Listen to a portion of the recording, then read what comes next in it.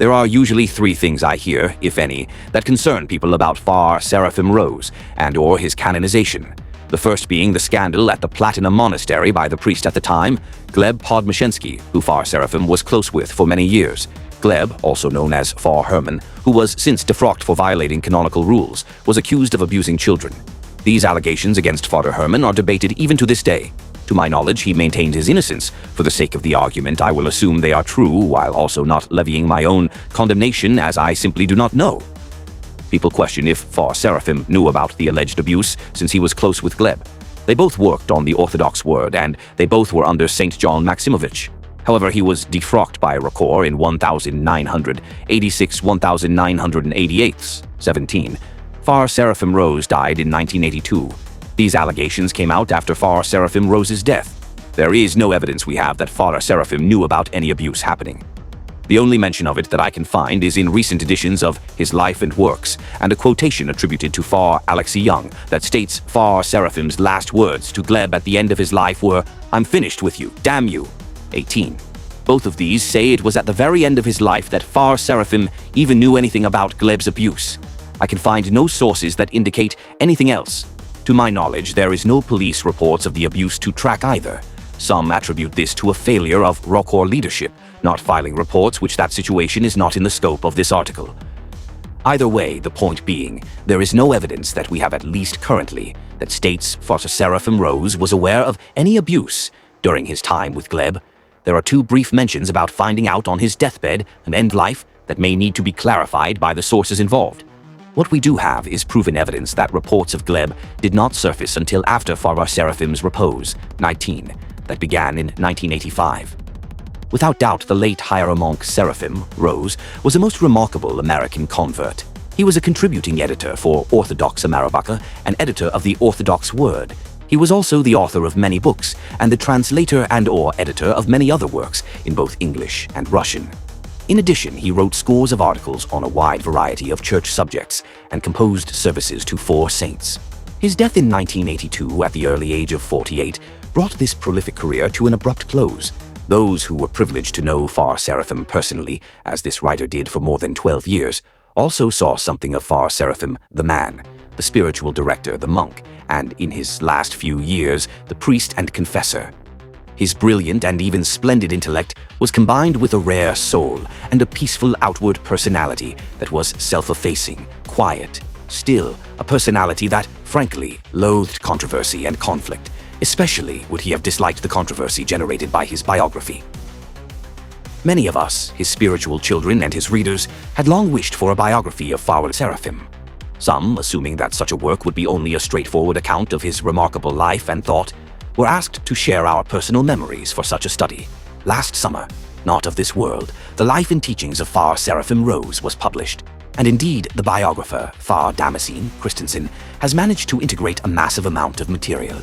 He narrates Far Seraphim's life skillfully, and we learn many things about Far Seraphim, especially his pre-Orthodox life that we did not know before. This in spite of the fact that Far Damascene himself hardly knew Far Seraphim and was only baptized at the time of Far Seraphim's death.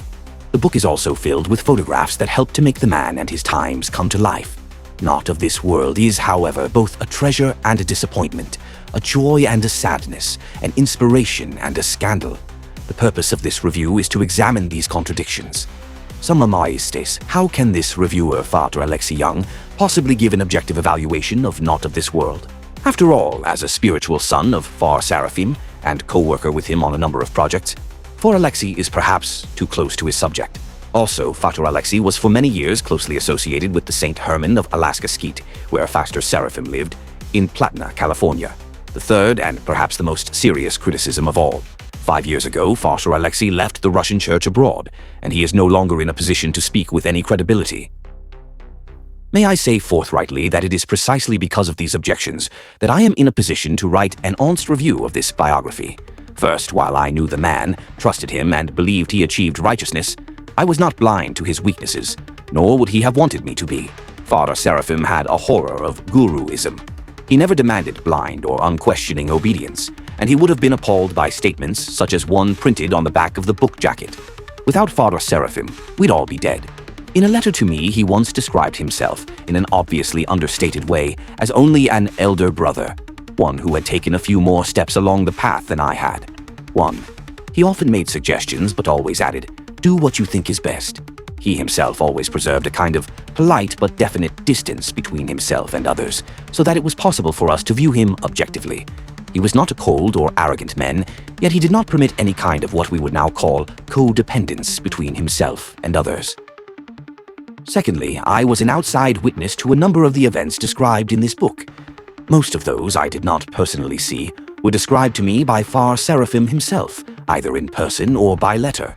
Although the St. Herman skete was a very important influence in my life, I found it impossible to support the transient whims and peculiar ecclesiology of the skete's then abbot, Far Herman Podmoshensky, when, after Father Seraphim's death, he entered into an almost paranoid combat with his ruling hierarch, Archbishop Anthony of San Francisco and Western America.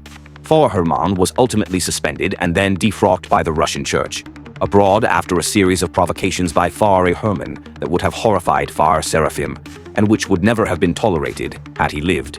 Thirdly, my own departure from the Russian Church abroad to another jurisdiction had nothing to do with Far Herman and the skete's troubles, nor did I follow him into his present ecclesiastical affiliation, nor was I rejecting the priceless spiritual formation I so generously received in the bosom of the Church abroad. In fact, in my present-day contacts with clergy and laity of other jurisdictions, I gladly and proudly defend the Church abroad when she is criticized.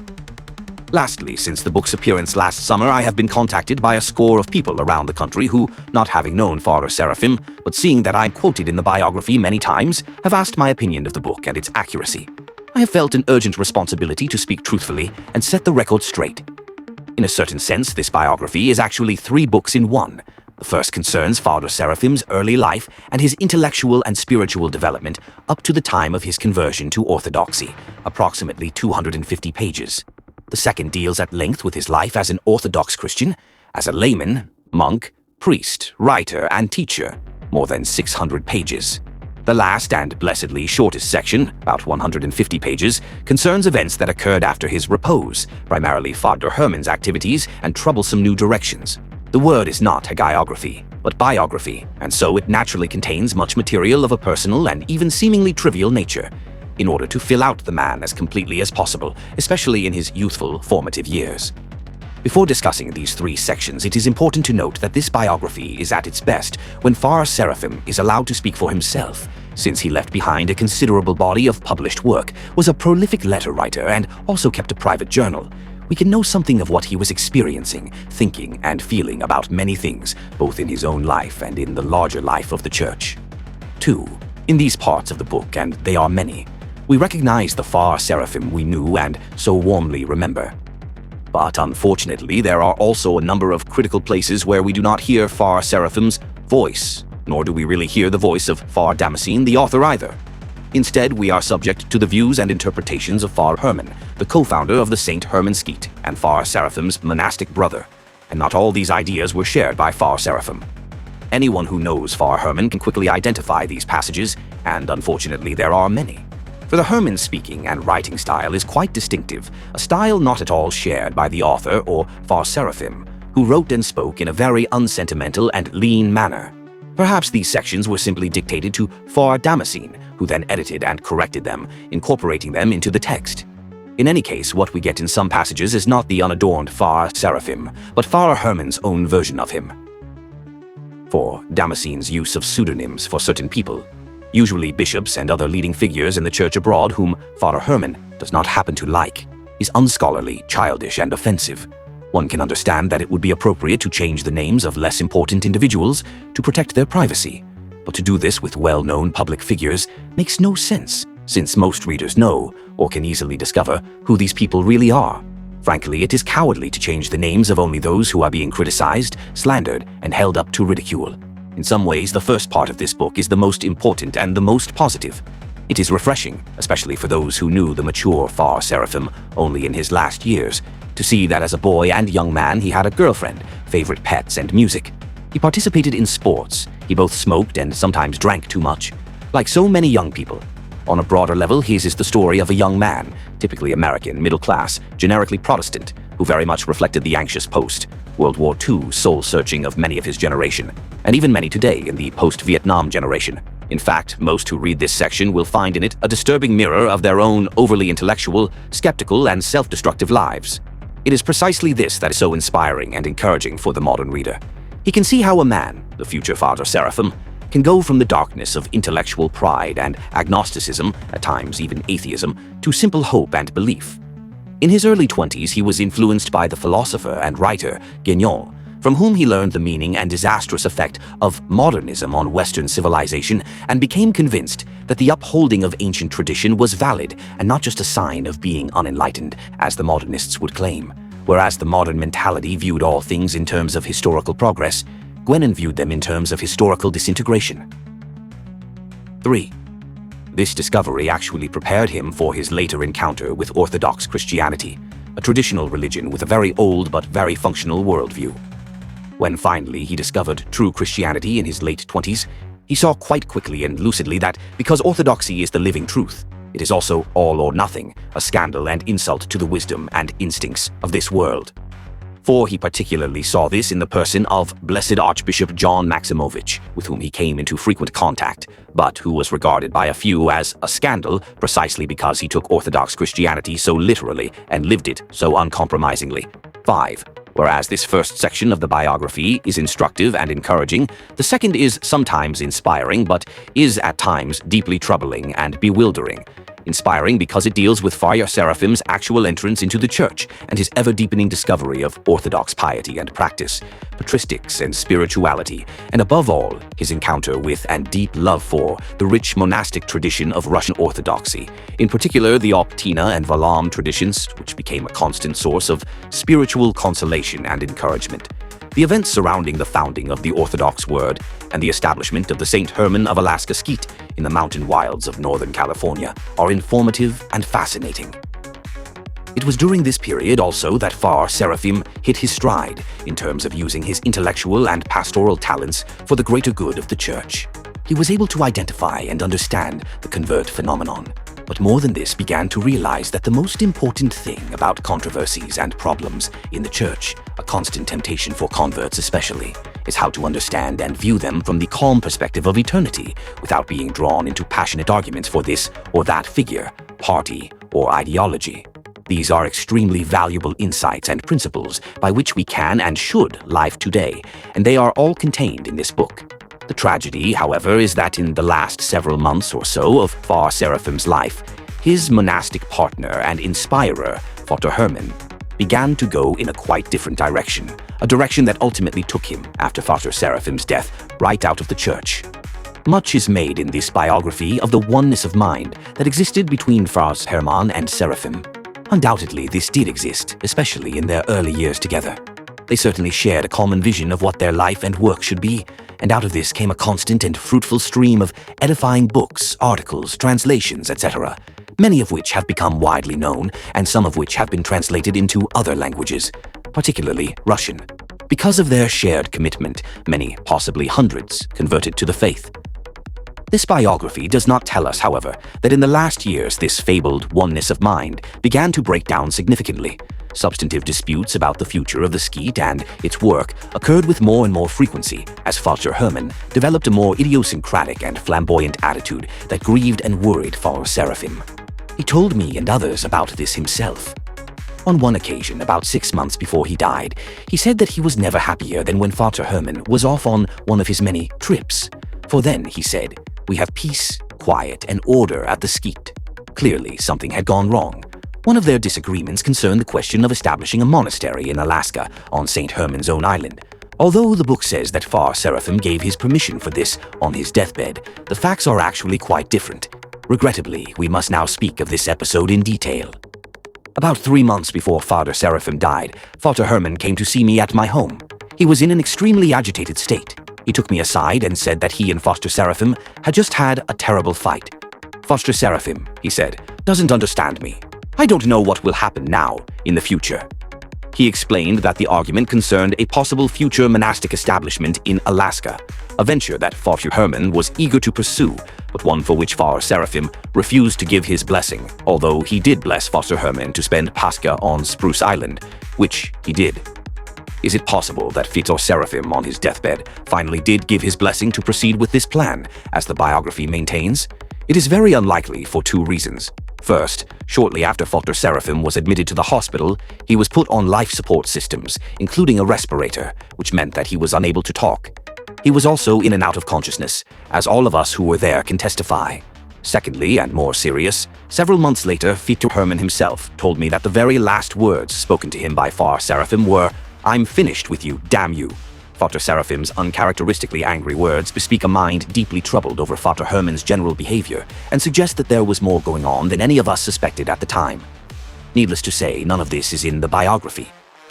This work contains an enormous, almost obsessive amount of anti-bishop talk. Much of this is petty and gossipy, and seems to bespeak some kind of unresolved psychological conflict with authority figures on Father Herman's part. None of these nasty remarks come from Father Seraphim himself, however. It appears to be an interpolation by the author and/or Father Herman. Nor did I ever hear during Father Seraphim's lifetime any such talk at the Sketa, except once, around 1973, from Father Herman. I had written a series of articles called "What is a Bishop?" Father Herman urged that I not write any more such articles. When I asked why, he only replied, "We shouldn't make so much of bishops. They can get big heads." I thought very little about this at the time because, in all of my own publication and missionary work, both fathers had always spoken well of Archbishop Anthony, who also spoke very appreciatively of them to me. Furthermore, they always insisted that I do nothing without his blessing. But in 1987, on the only occasion I saw Father Herman after 1984, when I asked him if he had gone under a bishop of another jurisdiction, he replied tartly, "Who needs bishops? All they do is cause trouble. They are the enemy of the Holy Spirit."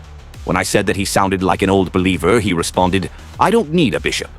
As it happened, however, he had already secretly left the Russian church abroad and placed himself under the uncanonical and completely unrecognized Bishop Pangratios. Interestingly, a few years later, when he visited Russia, he did not disdain to accept an award from the Patriarch of Moscow. Many of the alleged encounters between Vladika Anthony and the Fathers, often described as angry attempts on the Archbishop's part to control and squash them, are simply exaggerations or outright misrepresentations. Father Seraphim himself told me about many specific occasions when Vladika visited the Skito, was pleased with them and their work, and was happy to be with them, even if only briefly in their seclusion and peace. At other times, he mentioned minor and normal disagreements or misunderstandings with their ruling hierarch.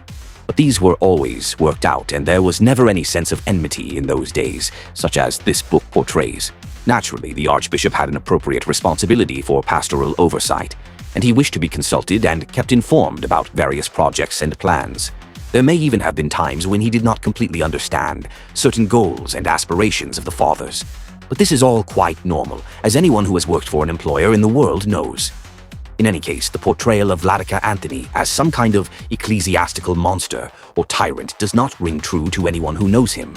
His own repeated, sincere, and long-suffering attempts to make peace with Father Herman for more than 4 years after Father Seraphim's death, all of which were angrily rejected by Father Herman, bear witness to Vladika's true character and need no further defense or explanation. Similarly, although Father Damascene's book is filled with sly remarks and attacks against the church abroad, I never heard any criticism of the synod from Father Seraphim. Quite the contrary. Although he did caution against putting too much trust in the outward, external institution of the church, Father Seraphim wrote the following to me on October 31st, 1972. "Our synod of bishops on the whole are better than any others we know about, and probably no different from the bishops of the last 2,000 years, through whom the Holy Spirit has led his church." He went on to write that we must become the bishop's best helpers, for we are working together with them in the true service of the church's organism, the body of Christ. If we thereby sometimes suffer misunderstandings and offenses from each other, and we are guilty of this, not just bishops, the church gives us the spiritual means to forgive and overcome these. This is a radically different view from that given in this biography. The final chapters, which deal with the sad and frankly terrible events that occurred after Father Seraphim's repose, and which have no business being in this biography, are a disservice to his memory, and are nothing more than a one-sided apologia for Father Herman's decision to leave the church. By one-sided is meant that he, through the author, simply does not tell the whole truth. For example, no mention is made of the fact that charges of a moral nature were brought against him about 18 months after Father Seraphim's death. The Archbishop treated these accusations against Father Herman with utmost discretion. With all his heart, he did not want not believe them and did not press these particular charges against Father Herman. It is a fact, however, that Father Herman's alleged problems in this area actually surfaced shortly before Father Seraphim's death, and were known to him, undoubtedly contributing to the overwhelming sense of sadness that precipitated his final illness and repose, and which may explain his last words to Father Herman. The narrative leads the reader to conclude that Father Herman left the church abroad because his hierarch persecuted him and wanted to seize the skite and its property, something he had supposedly long coveted.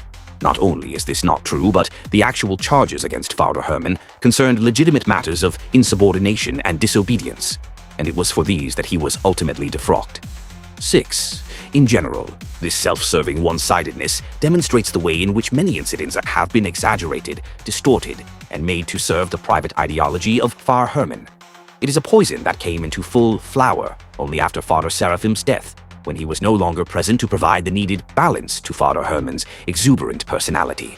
A personality that gave so much to the church in his healthier, obedient days, and which was greatly valued by so many, but which later came to possess the ugly qualities that he is now so quickly to ascribe to others in the church abroad, or, indeed, to anyone who does not completely agree with him. 7. Wind. Finally, what can be said about this biography of Father Seraphim? As was pointed out earlier, where Father Seraphim is allowed to speak for himself in lengthy quotations from his writings, the book is magnificent because Father Seraphim, his mind, his soul, was so rare, so wonderful and good a human being. In this sense, it is an important work, but the biography is extremely flawed because it has been made to serve the interests of Father Herman's own bitterness and to justify or excuse his grave and unresolved personal problems. The average reader who does not know all of the principal people involved will have difficulty sorting this out, if he even can do so at all. Archpriest Alexei Young, Father Herman Podmoshensky dies, Minneapolis, June 30th, 2014. This morning in Minneapolis, Minnesota, Father Herman Podmoshensky, co-founder with Father Seraphim, rose, and first abbot of the St. Herman of Alaska Monastery in Platana, California, reposed. Father Herman had suffered for at least a decade from Parkinson's disease and diabetes, and had noticeably weakened within the past several years. He died at age 80.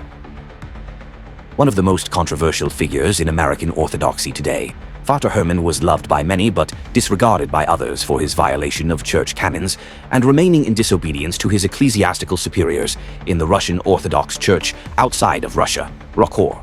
He was defrocked by ROCOR in 1988. Father Herman's missionary work continued, in fact bringing many people into the Orthodox faith. Father Herman, born Gleb Dmitrievich Podmoshensky in Riga, Latvia, lost his father to the communist camps. When the German army occupied Latvia during World War II, he fled with his mother and sister to Germany and the misery of being displaced persons. At age 14, he and his family went to the United States to be united with his grandmother, an accomplished ballet dancer who had earlier immigrated to New York City. Gleb returned to the Orthodox faith of his ancestors as a young adult in America and graduated from seminary at Holy Trinity Monastery in Jordanville, New York. Having met Eugene Rose, the future Father Seraphim, in San Francisco, the two began publishing an English-language periodical called The Orthodox Word and opened a small Orthodox bookstore near the Holy Virgin Cathedral in that city. Living under the guidance of St. John Maximovich of Shanghai and San Francisco, they resolved after his repose to settle in the wilderness and live the monastic life. After searching for a suitable place, they decided to purchase a parcel of land in Northern California, Shasta County. Eventually, they would be tonsured monks and ordained priests of ROCOR. Father Seraphim reposed in 1982, and Father Herman took a turn for the worse not long afterward, leading the monastery brotherhood away from its canonical bishop, and finally stepping down from the abbacy in 2000. The St. Herman of Alaska Monastery now continues its monastic life under the jurisdiction of the Serbian Orthodox Church. The brotherhood currently numbers about 12. A women's monastic skete not far from the monastery was also largely his creation, as were two more communities on Spruce Island in Alaska, one for men and the other for women. All three of these communities are now also in the Serbian Orthodox Church. Besides founding the St. Herman of Alaska Monastery and starting the Orthodox Word, which is still published by the monastery, Father Herman renewed the pre-revolutionary Russian-language journal entitled Ruski Palamnik, or Russian Pilgrim. The journal's launch coincided with the perestroika era in Russia. and it was sent to that country of its origin where orthodox literature had become scarce, enjoying their immense popularity. Possessing extensive archives of emigre literature and manuscripts, Father Herman continued compiling issues of the Ruski Palomnik to his final days. The St. Herman of Alaska Brotherhood has also published a substantial number of books using material collected by Fyodor Herman, notably a series on the Optina elders. The venue and date of Father Herman's funeral is still being decided. His wish was to be buried in the St. Herman of Alaska Monastery in Platina, California. Those who were with him in his final days ask all to pray for his soul's repose. July 1st, 2014.